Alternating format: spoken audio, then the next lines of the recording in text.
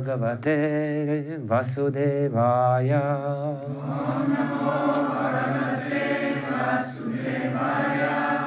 Om Namo Bhagavate Vasudevaya.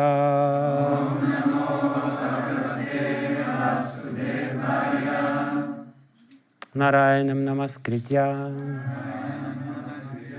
Naram Chaiva Narottamam Devim Saraswatim Vyasam Tato Jayam Mudirayet.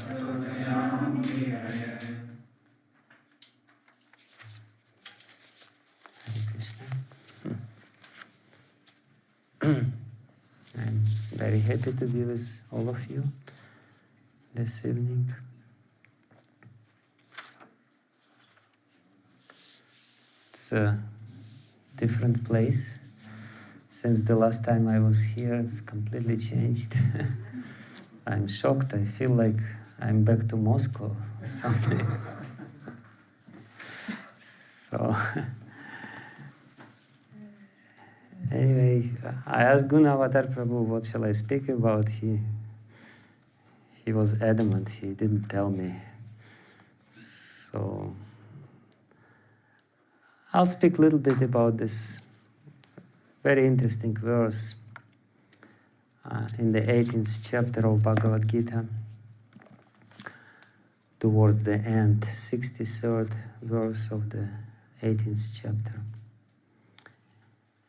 Iti te jnanam akyatam guhyat guhyataram maya vimrishya etat asheshena yatha ichhasi tatha kuru iti te jnanamakyatam guhyat guhyataram maya vimrishyetadasheshena yatechasi tatha kuru iti te jnanamakyatam guhyat guhyataram maya vimrishyetadasheshena yatechasi tatha kuru iti, thus, te, unto you, jnanam, knowledge, akyatam, described, guhyat, then confidential, guhyataram, still more confidential, maya, by me, vimrishya, deliberating, etat, on this, asheshena, fully, yatha, as, ichhasi, you like, tatha, that, kuru, perform. Translation. Thus I have explained to you knowledge still more confidential. Deliberate on this fully, and then do what you wish to do. Purport. The Lord has already explained to Arjuna the knowledge of Brahma Bhuta. One who is in the Brahma Bhuta condition is joyful, he never laments, nor does he desire anything. That is due to confidential knowledge. Krishna also discloses knowledge of the super soul. This is also Brahman knowledge, knowledge of Brahman, but it is superior.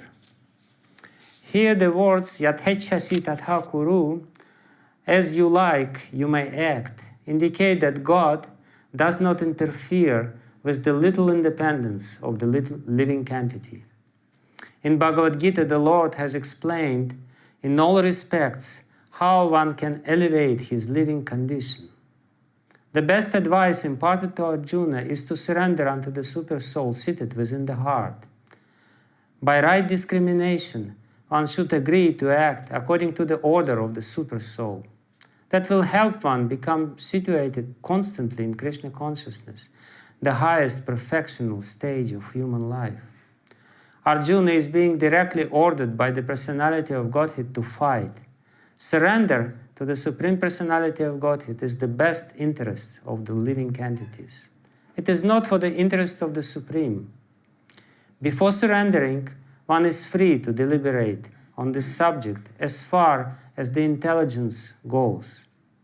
That is the best way to accept the instruction of the Supreme Personality of Godhead.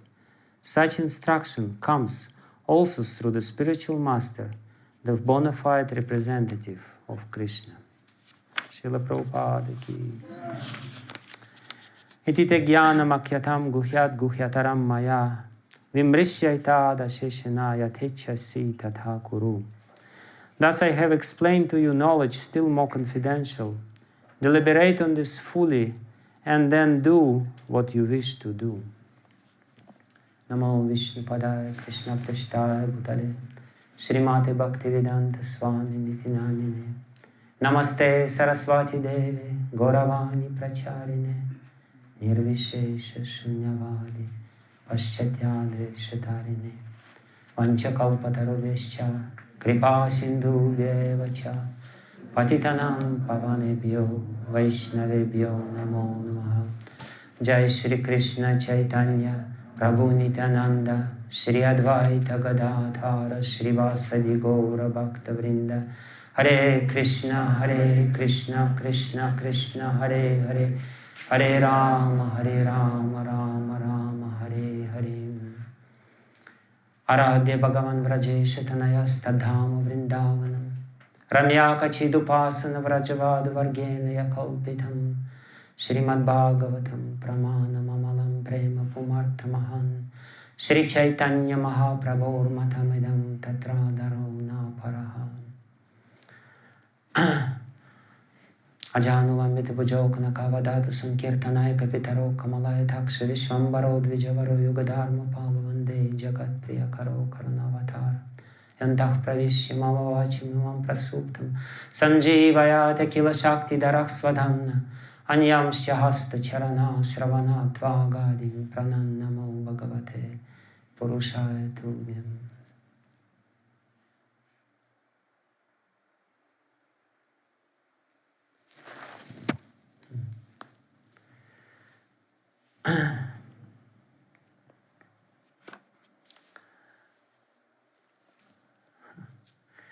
I thought of speaking a little bit about this verse because this verse describes the general attitude of God towards living entity.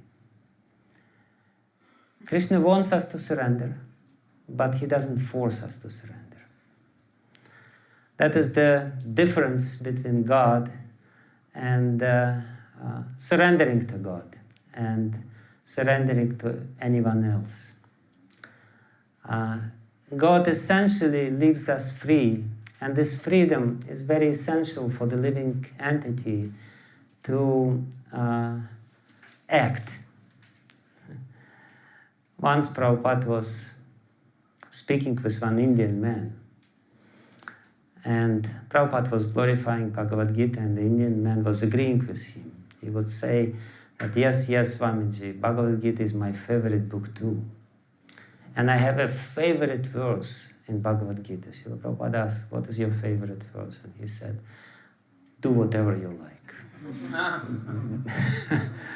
I told you everything, now you do whatever you like. So for many people, this sort of this particular verse is essential in Bhagavad Gita. And it is essential in one sense. It is definitely essential because we are free. And in reality, the relationship, and Krishna is speaking about relationship. Ultimately, what Krishna wants us to do, he wants us to enter into relationship. And relationship, especially if it's loving relationship. And relationship means loving relationship. There is no relationship if there is no love. Relationship is based on love. So Krishna wants us to enter into this relationship with Him, and the freedom is essential for this.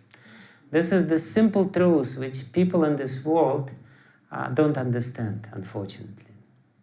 We all, being parts and parcels of Krishna, also want relationship. Relationship also very essential for our well-being, for our emotional well-being, and everything else. But somehow or other we miss this very point while we are entering relationship. We somehow or other try to impose or force somebody into a relationship, or we burden people with our expectations. Actually, the single most important reason why relationship break is the expectations. People, they enter into relationship, and of course the typical relationship in this material world is the relationship between young boy and young girl. And in the beginning, expectations are seemingly not there. But they're there in the seed form. And in the beginning of the relationship, everything seems to work. Only because the expectations are hidden. In the beginning of the relationship, people say, I'm just for you. I am all yours. I don't expect anything from you. And in this way, they deceive each other into the relationship. But in reality, the seed of expectations is there, and the seed of expectations even hidden from ourselves. The very good example, which I heard somewhere, how we hide our own expectations. We don't even know the expectations when we enter into a relationship, that we expect something from people. Very good example. Let's imagine that somebody goes on the street and he loses his purse with money. And you're going behind him and you are being an honest Hare Krishna. You pick up this purse and say, hello, Hare Krishna, please take this purse. And this person, he takes this purse as if nothing happened, puts it back into his pocket, and goes away without saying thank you. What would you feel? You would feel totally disturbed. You would come back home and would say, you know what happened? I did this good thing to him and he didn't even say, thank you. What kind of person he is. The essence of this example is that when we would come and give this, we would not, we didn't know that we expect thank you from him. But it has become revealed to us when he didn't say this. In the same way, the same sort of game is going on in the beginning of relationship. In the beginning of relationship, usually it seems to be very pure. Like, for example, mother with a child. She seemingly doesn't expect anything from him. And therefore, everything works. Therefore, everything is so nice. And the relationship are very, beautiful.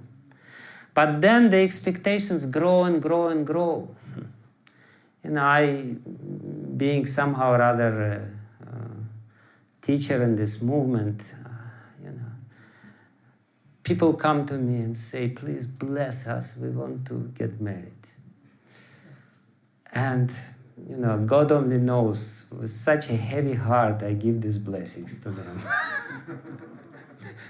Because I know perfectly well what will happen in a couple of years. The very same people will come, nice people, both very nice, and they will say, I cannot, now they say, I can't live without you. Just within 1 year, they will say, I cannot live with you. So it just changes completely. Why? The relationship breaks because of these expectations. The seed of expectations grows and grows and grows. And ultimately, the relationship becomes prison. But in reality, the beauty of this verse is that Krishna wants us to enter into relationship, but he at the same time insists that we are free, and we will remain free. That the relationship which Krishna expects and Krishna expects from us is that the relationship based on complete freedom, because this is the only and the very essential condition of love. Therefore, he says to Arjuna, surrender unto me.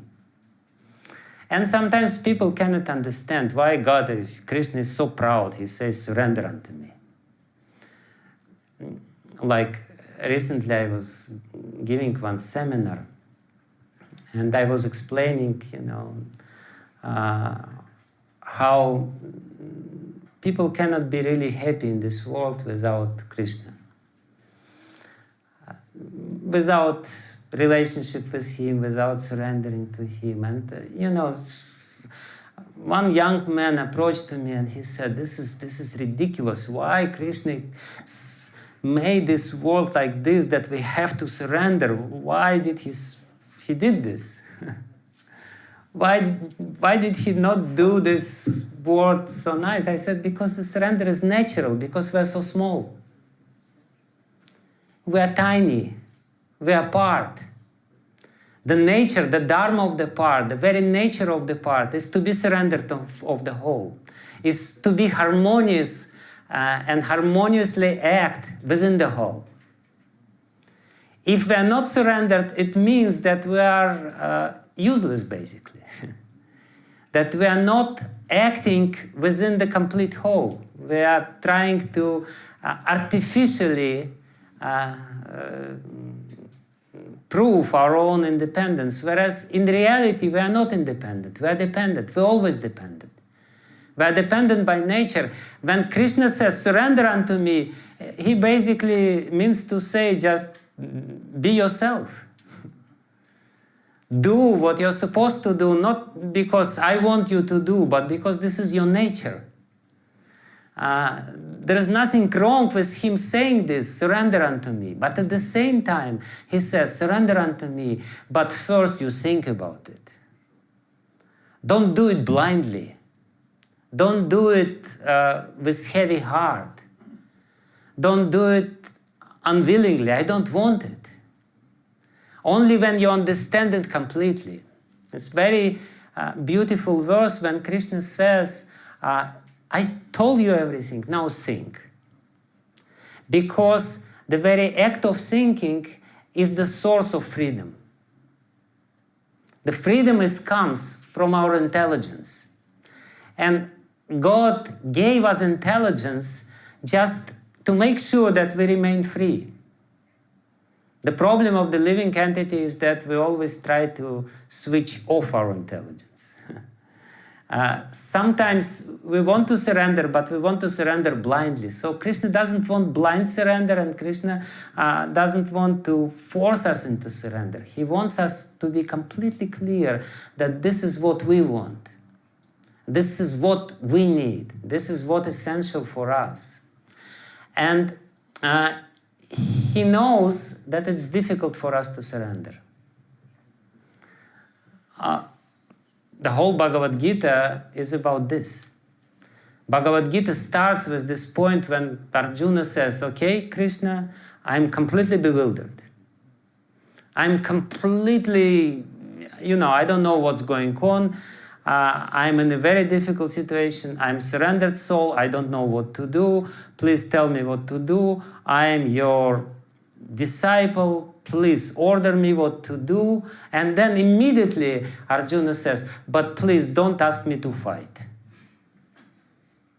I'm your servant. I do whatever you will tell me, but not this and not this and not this and not that. Nayotsyaiti Govinda. Immediately he makes this point. And basically, it's about us. it's very difficult for us to surrender in reality. Yes, when we have a difficult situation, when we're bewildered, when we're perplexed, and Prabhupada says that in perplexities of life, the difficulties of life, they force us into this thing, but still, we don't want to surrender. Or our surrender is conditional. What Krishna wants us to do, he wants unconditional surrender. But after deliberation, after we completely understand that this is what is necessary for us. The point of this unconditional surrender is very simple, because we ourselves, having tiny brain, being put into this complex and very difficult world, being completely entangled in this very difficult karmic situation. Even Krishna himself says in Bhagavad Gita that nobody knows the perplexities of karma. Nobody knows the difficult laws of karma. Nobody can say, why is it happening with me? How it is happening? What is the reason? Nobody can say this. People go to astrologer, and astrologer looks and he makes very, very serious face, and he says, Ketu in the fifth house, Ketu in the fifth house. And you sit there and you don't know what is Ketu and what is fifth house, and you become completely disturbed, Ketu, really Ketu in the fifth house. But, I'm astrologer myself, so I know how to do this. The point is that usually astrologer knows very little. Really, very, very little. It's such a difficult thing. And even Krishna himself says, nobody understands karma. Nobody can understand completely. Can you imagine karma is a mechanism which makes sure that everyone gets what he is deserved. All the, at least 6 billion people in different relationship, not in this life, but in many, many lifetimes. And everyone gets what he's supposed to get. And somehow or other it works. And everything remains balanced. So when we are in these perplexities of karma, we imitate surrender. We feel that we need to surrender. But Krishna explains to us the logic of surrender. What he says, basically the logic of surrender, why Krishna insists on this. Why Krishna, at the end of this book, says very strongly, Sarva dharman parityaja mamekam sharanam vraja. Why does he say this? The reason why he says this, because if we don't do this, we will never be able to get out of this vicious circle. So many people tried. You try and try and try, and the more you try, the more entangled you become. It's like people in a quicksand. If you are in a quicksand, the best policy is, not to do anything, because the more you try to do it, the quicker you sank in. In the same way, the same sort of situation, when people try, like Einstein, he very beautifully put it. He said that it's not possible to solve the problem on the same level of intelligence which created the problem. What people do all the time in this world, they are in a difficult situation. They themselves created the difficult situation by this very mind, and they're in illusion, thinking that with this very mind, by which we created the problem, we will solve the problem. It's not possible. You cannot solve the problem having the same level of intelligence. Because this very intelligence, this very mind created the problem. And you will find a solution, but the solution will be worse than the problem itself. That's that's the reality we're dealing with. All the time, people all the time, they find solution to all the problems. The problem is only that the solution usually worse than the problems. And they will have to find the solution for the solution of the previous problem. And the solution for the new solution and the solution for the new solution. Like most of the medicines in the modern world, it's solution for some problems, but they create worse problems than they solve. They solve the original problem, but they create bigger problems. But no problem, we will find another medicine for this problem, which will create another problem, and so on and so forth. It's going on. It's a vicious circle. So Krishna says that you will never be able to break this vicious circle yourself with your intelligence, because this vicious circle is the creation of your intelligence. If you want to break this vicious circle, the only way to do it is to take the higher advice, to bring yourself to the level of the higher intelligence. And when Krishna says, surrender unto me, this is the name, the beautiful name of a beautiful book by Burijan Prabhu, surrender unto me. And Krishna says, surrender unto me, he basically says, I will solve your problems. If you want to solve the problem, come to the higher level, and from this higher level, you will be able to solve your problems easily, because I know how to solve the problems. I know how you get in these problems in the first place, and I will help you. It's no problem. I will lift you from this. And he says it again and again and again. And therefore he says, please think first. I'm not forcing you into this. I'm not pushing you into this. I want you to remain free. I want you to use the intelligence, but please, please. And he, with the tears in his eyes, he says this verse. He believes us, but at the same time, his heart is bleeding. He wants us to do it for our best interest. And Prabhupada explains explains the same point in the purport. He says that we have to understand that this is not his interest. For him, it really doesn't matter. Really doesn't matter, because he's happy anyway. But it's necessary for us to get out from this problematic situation which we are in.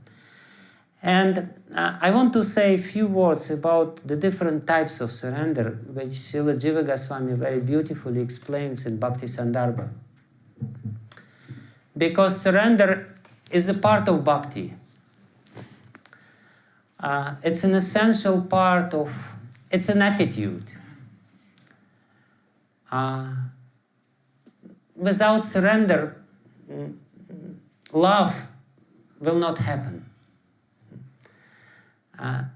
Even if we take the ordinary relationship, when the relationship really based on love, even in material sense, so to speak, it always implies surrender. If there is no surrender, if I don't surrender my will to your will willingly, there will be no relationship. It's an essential part of relationship. So Srila Jiva Goswami explains that there are different types of surrender. First of all, he says that there are two types of surrender. He says that the first type of surrender is when we completely, totally understand that God is the only shelter. And we want basically completely give ourselves to Him, and He is the only shelter which is there. So he says this is the first type, but it's very rare. And he even says, this, that sometimes people, they want to, little change. he says that the first type of surrender, which is there, is that, and it's rare, but the first type of surrender which is there is that when people are completely conscious that they're fighting with the 6 enemies within the heart. 6 enemies within the heart is Kama, Krodha, Lobha, Moha, Mada, and Matsarya. Lust, anger, greed, illusion, pride, and envy. And when people realize that this is the problem, that this is the root cause of the problem, and because they want to solve this problem and they understand that they will not be able to solve the problems themselves, they go to God and say, I'm yours, please take me and take away all this Kama, Krodha, Lobha, Mada, Moha, Matsarya. But that's very rare, because very rarely people really understand that that's the problem. You come to an ordinary person on the street and ask him, what do you think, lust is a problem or not? He says, no, the lack of lust is a problem. People don't think that lust is a problem. For them, it's the essence of life. If there is no lust, something is wrong with them. So, and therefore, Srila Jiva Goswami says, this first type of surrender is very rare. Very rarely people really understand the root cause of the problem. Whereas this is the root cause of the problem, the root cause of all the perplexities of our life, of all the difficulties, of all the painful situations, sufferings which are there. These six things: anger, lust, greed, illusion, envy, pride. This is what it is. But then he gives the second type of surrender, which is very interesting and much more, we can relate to it better. He says the second type of surrender is that we understand the beauty of bhakti. We at least theoretically understand that this is something very valuable. Bhakti, or love of God, relationship with God, is very, very essential. We understand this, but at the same time we feel that we're indifferent to God within our heart. And we feel this indifference. Theoretically we understand, yes, I have to love God. He created me. I'm supposed to be His lover. I'm basically meant for Him and He is meant for me. But we at the same time we feel that our heart is stone-like. And Srila Jiva Goswami says, and this sort of people, they understand that they're indifferent to God only because they're in love with this world. And they understand that this Kama, Krodha, Lobha, Mada, Matsarya, Moha, all these 6 things, this is the cause of their indifference to God. And then he says, with this understanding, they come to Krishna and surrender to Him. So this is something, I would say, something which we can relate to. We theoretically understood the beauty of bhakti, that bhakti is essential, that love of God is essential. But at the same time, we're always fighting with this indifference within the heart. Lack of interest, basically. We always feel that there is something better to do. Not always, but sometimes we do feel, we have this doubt. Do I really have to sit in this nice Shabbat evening and listen to this class? Maybe there is something better to do. This lack of interest, lack of taste is there. It's a problem. And if we come consciously towards this bhakti, at one point we understand that surrender is the means to get rid of this indifference within the heart. And Srila Jiva Goswami says that's the second type of surrender. And then he takes this second type of surrender and also bifurcates it and says that the second type of surrender also has two varieties. And again, first variety is very rare, and the second variety is something which we can relate to, or something which is quite close to our situation. So he says that the first type, when we come to God, understanding theoretically the beauty of bhakti, but at the same time dealing with this stone-like heart, which is not moving towards God really. He says that the first type of this sort of surrender is that when we really understand that only God can solve this particular problem of ours. And again, as I said, it's rare. When people really very acutely aware of the problems of this world. And the main problem of this world is one. What is it? Death.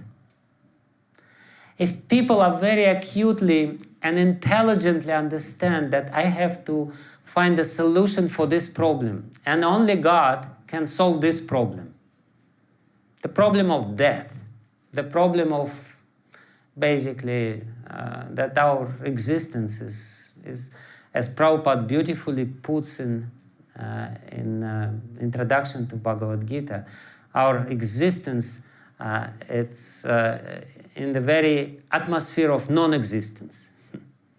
He formulates this problem very beautifully, that the main problem of a living entity is that our existence is taking place in the atmosphere of non-existence. The non-existence always threatens us.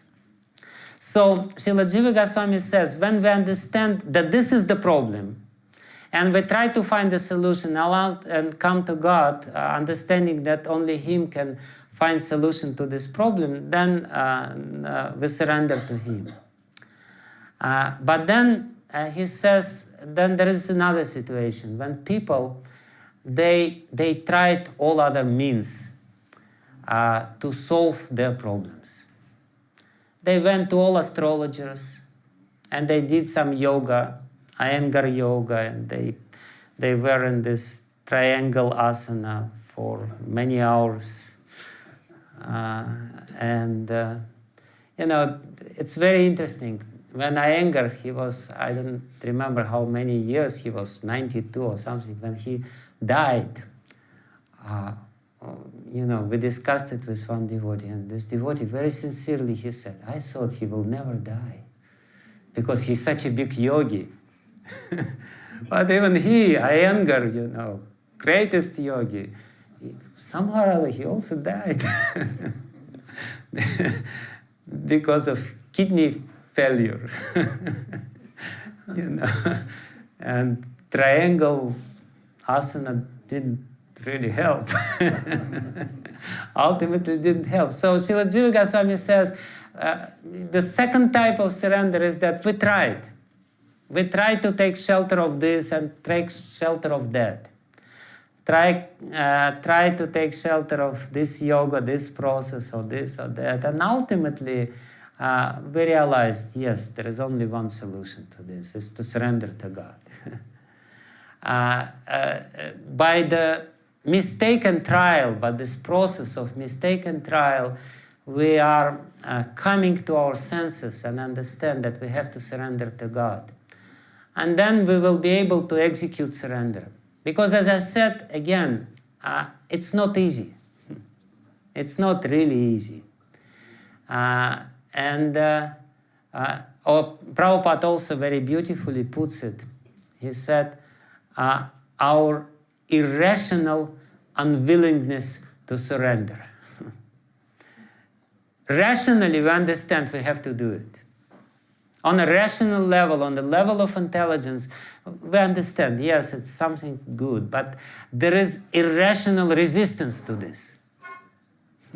irrational resistance on some very deep level of our being, of our soul. There is some sort of resistance to this. And therefore, Krishna says in this verse, you please think very deeply what I said to you. And basically, that's the order to all of us. To read Bhagavad Gita again and again, to come to this logical conclusion, which he puts in the very end of Bhagavad Gita. Sarva dharman parityaja mamekam sharanam varaja aham tvam sarva papibhyo mokshashyami masucha. I will protect you. I will protect you from all kinds of fear. And he says, you please do it. Because when we don't do it, when we don't study Bhagavad Gita and don't think very deeply about Bhagavad Gita, then what will happen, it will happen what happened with Arjuna in the beginning of Bhagavad Gita. At the end of Bhagavad Gita, Arjuna said, Karishye vachanam tava, I will do what you told me to do. Willingly and readily. He said, yes, I will do it. This very sincere feeling appeared within his heart. I will do it. I'm ready to do it.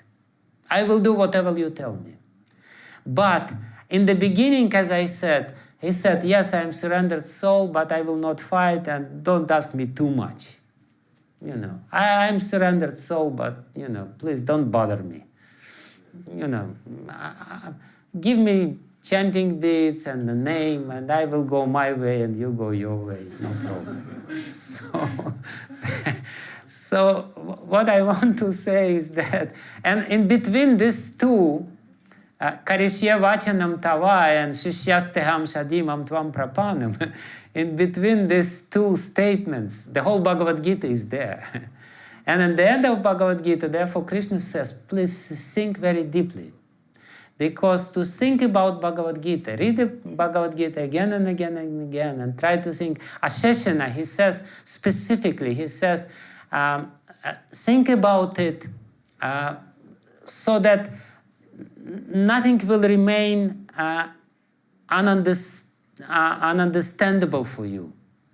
Asheshana means without any shesha. Shesha means nothing left over. Nothing is left without your understanding. Please think very deeply.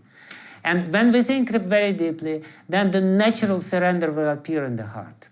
Then we will disentangle the knots of this irrational unwillingness to surrender. If we don't do this, then the hidden doubts will remain within the heart. And then they will basically poison our practice of bhakti. We will practice bhakti. Arjuna is ready to practice bhakti from the very beginning. And he says, you know, Krishna, I will not fight, but, you know, you may tell me something and whatever, I'm your disciple.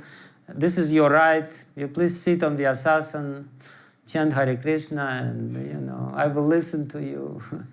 But, you know, so many times we listened. But it's a different thing. One thing is to listen. Another thing is to apply it in your own life. Day to day, minute to minute. That's difficult. Because so many good instructions we heard. And therefore, but the way is simple in one sense, to think. To think about Bhagavad Gita, to read it again and again and again, and again to think what it means in my life. Not just theoretically. Theoretically, we all know, we all have Bhakti Shastri diploma and Bhakti Vaibhava and Bhakti Vedanta and Bhakti Sarvabhauma, and we learned by heart 25 slokas from Bhagavad Gita. It's no problem. It doesn't mean that we understand it. Like, again, in Srila Prabhupada's life, and there was one man, and very proudly after the lecture, he came to Prabhupada and he said, Prabhupada, I can recite the whole Bhagavad Gita within 45 minutes. Because according to the tradition, it took 45 minutes for Krishna to recite the whole Bhagavad Gita, one muhurta. So this man very proudly said, I can recite the whole Bhagavad Gita within 45 minutes. And Prabhupada looked at him and said, can you leave Bhagavad Gita for 45 minutes? It's one thing to recite Bhagavad Gita for 45 minutes. Another thing is to leave Bhagavad Gita for 45 minutes. It's much more difficult task. And it really requires a very good understanding. Therefore, Krishna stresses this point, emphasizes this point. Please think very deeply about it. It's within your interest. I don't need it, you need it. You really need it because I'm speaking for your benefit. I want you to become happy. I'm already happy, it's no problem. Krishna always smiles, you know. Arjuna is sitting there, he's tears in his eyes, he's trembling, he's white, he puts his gandiva, and Krishna is there, he smiles. And it looks he's not compassionate. No, but he doesn't come to our level. He remains on his level where he is completely happy. And only from this level he can help us. He can solve our problems because this is the higher level. And he wants us also to smile all the time. He doesn't want us to tremble and to be bewildered and to completely, faint. He wants us to smile all the time. And that's the reason why he tells Bhagavad Gita. Why he very gradually, very carefully, without trying to, without, very tactfully, he explains Bhagavad Gita to us. He knows that Bhagavad Gita is a very beautiful book. Krishna could have said from the very beginning, Sarva dharman parityaja mamakam saranam vraja, bas. That's it. I am the Supreme Personality of Godhead, you are nobody, just surrender unto me. No, he says, no, Arjuna, yes, this is good, and this is good, and this is also very good, but this is better, please think about it. And very carefully he takes us to this point. And ultimately, he wants us to say, Sarva dharma parityaja mamakam sharanam vraja. He wants us to understand that we have to surrender to him, and basically means to do what he wants us to do. To accept whatever he sends to us in our lives with gratitude. And to be always grateful. Because gratefulness and humility is synonyms. Basically, when he says, Sarva dharman parityaja mamakam sharanam vraja, he says, be humble and be grateful. Whatever he sends to us within our life is his mercy, is his grace, his care about us, and his desire to uplift us to the higher level of consciousness. But he, at the same time, as I said, very much respects our freedom. And when we enter into relationship, we also have to follow the same mood. We also have to respect the freedom of other people. Yes, we have to give them good instructions. As Krishna says, true instructions. Sometimes heavy instructions. Sometimes people don't want to hear these instructions. Most of the time people don't want to hear these instructions. But at the same time, this freedom of choice is within them. And we have to really, sometimes people, they play this trick, they want to absolve their responsibility. So what Krishna says in this verse, he says, responsibility is on yours. Responsibility is yours. You make this choice. But he makes sure that Arjuna makes the right choice. He goes out of his way to help Arjuna to make the right choice. But the choice is ours. We have this freedom to make this choice. So that's what it is, and this is just a few things about this particular verse and the difficulties which we have with surrendering ourselves. But basically, if we understand that everything else fails, that there is no other shelter. It's also interesting, as I said, surrender means humility. And Prabhupada once he gave a very beautiful definition of humility. It's Hari Vilas Prabhu. He remembers this. He said that once they were walking with Prabhupada in Boulogne's forest, in the park in Paris, I believe, in France. And Hari Vilas Prabhu asked Prabhupada, what is humility? Prabhupada gave a beautiful definition of humility. He says, humility is the understanding that nobody else, no your guns, no doctors, no police, no armed forces, no lawyers, no your government, nobody else can save you. Nobody else can really help you or give you shelter. Because the natural psychology is to try to find shelter in something else. In astrologers, psychologists, doctors, whatever. But ultimately the shelter, the ultimate shelter is Krishna.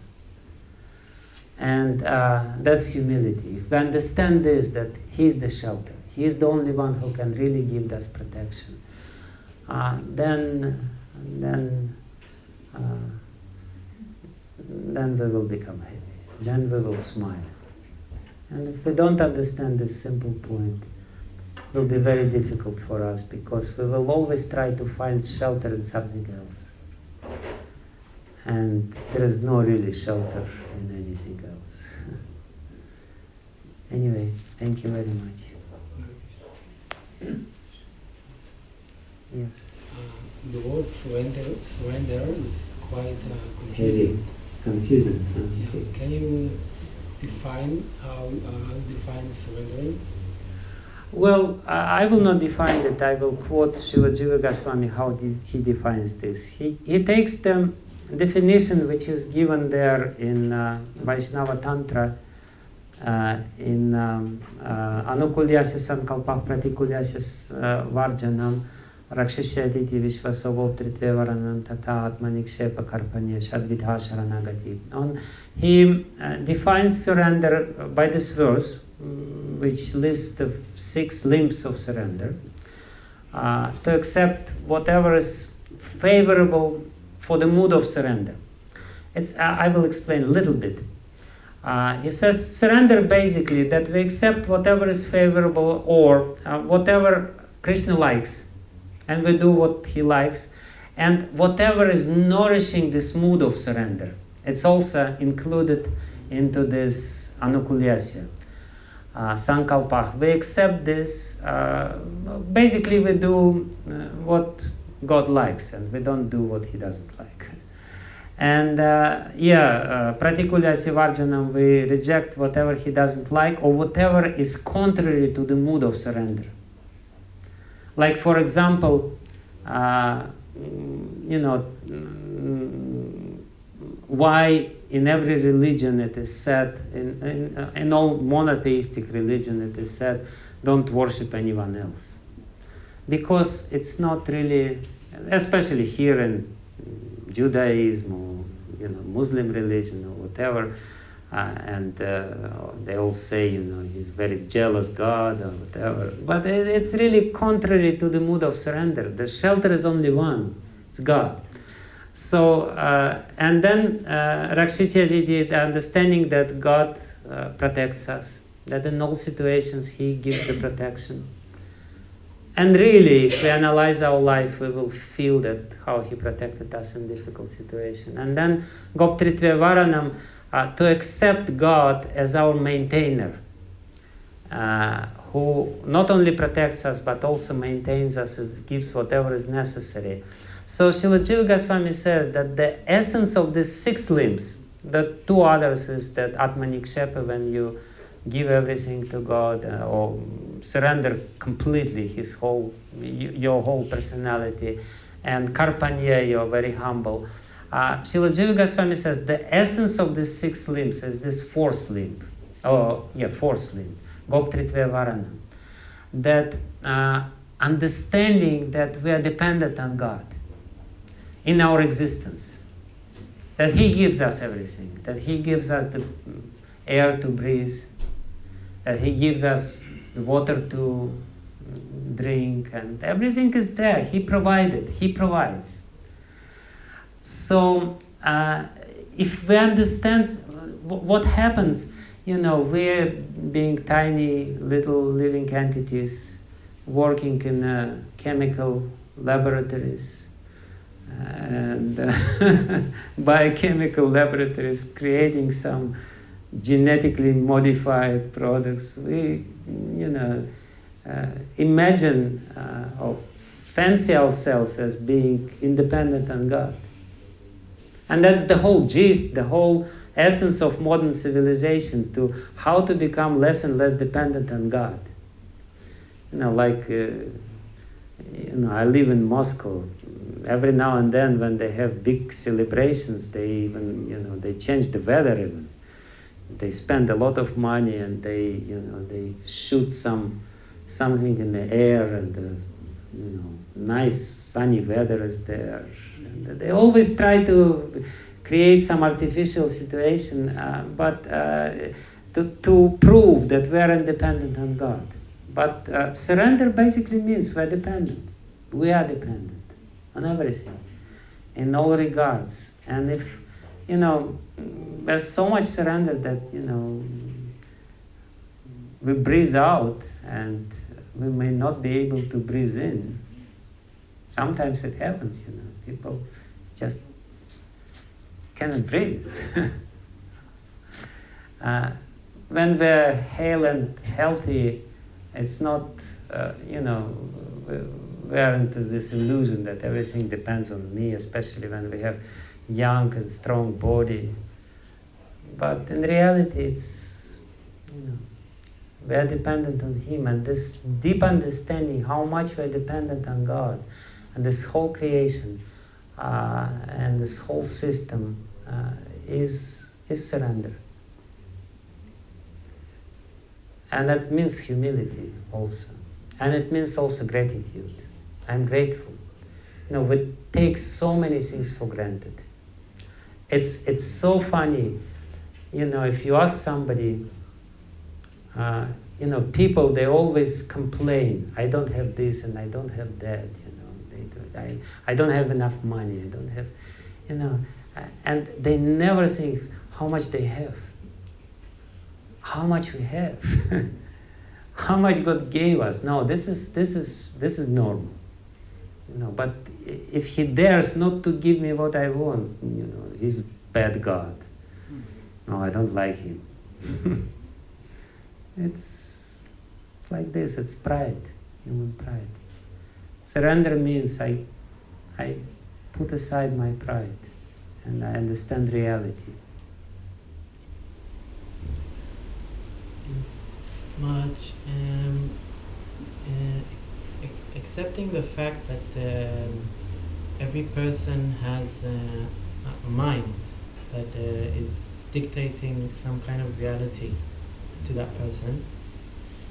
How is it that when you decide that God exists, God is good, and you have a relation with Him and you want to surrender, how is it that the surrendering changes the reality of the mind?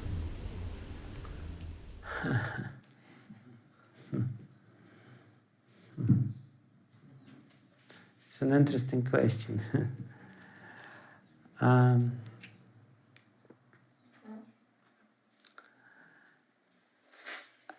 Might indeed twists our perception of reality. But if we are bold enough to accept the reality of God, see what happens when we just surrender. First of all, let's say like this: surrender is a process. It's not just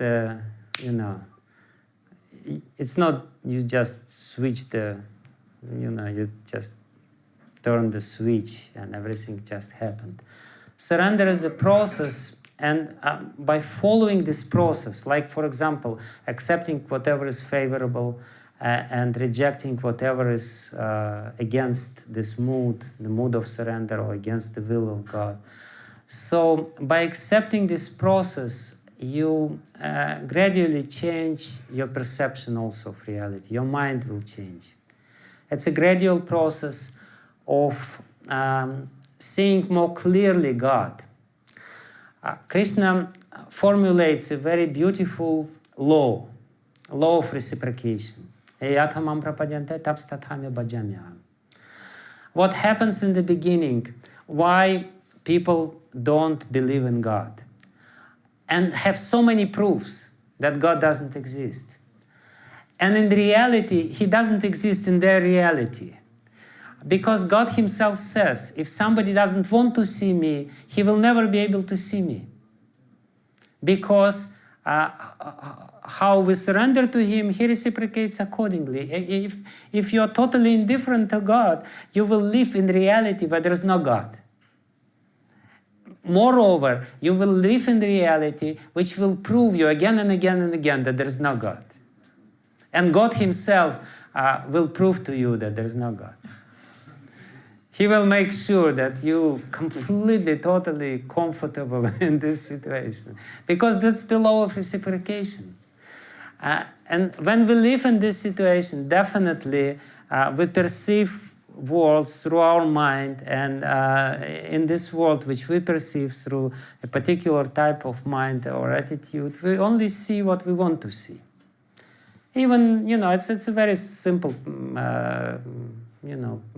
understanding. We only see what we want to see in this reality. But when somehow or other by the mercy, and usually it's the mercy, which is mercy of God, which is coming through somebody. We meet with somebody, and we somehow or other we come in contact with his perception of reality, and this move, this initial kind of move, comes into our heart. I want to surrender. So when we start this process, then the perception gradually changes. The mind changes.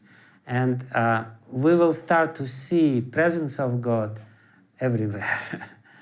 And He will show to us His existence. And we will understand, yes, this is so obvious. So surrender is a process of changing mind and our perception of reality. And because now you can say, if everything is relative, how do we know which perception is more accurate? But obviously, the reality with God is more complete than reality without God. And even just common sense says that, even little common sense says this, this cannot be just by chance. Can you imagine that, like scientists, they say there was a Big Bang. And because of this Big Bang, all of a sudden the sun is there, and the moon is there, and the earth is there, and the plants is there, and we are, as a result of Big Bang.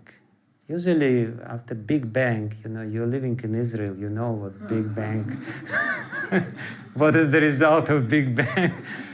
Usually nothing good comes out. But this is a special Big Bang, all of a sudden. And, it's usually people after Big Bang, they become a little crazy. So I think that's... So common sense says that it's not just like this, There is some design, some beautiful designs, some ideas there, and if we think deeply, and especially if we read Bhagavad Gita, we understand, yeah, everything makes sense. But again, the real perception of reality changes gradually according with the changes in our mind. Yes, sir.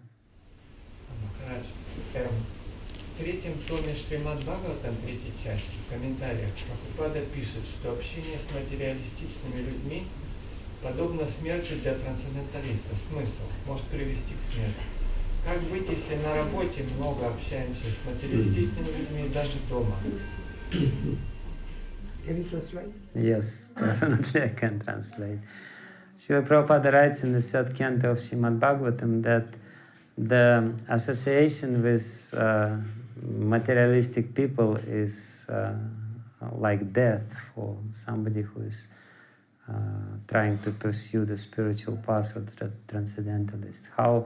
What do we do if we always associate with materialistic people in our work and even in our families? Bhaktivinoda Thakur, he explains that association doesn't mean physical proximity. The real association of Sangha means dependence on these people. We become influenced by the mentality, by the materialistic or gross or sinful mentality of other people if we become dependent on them.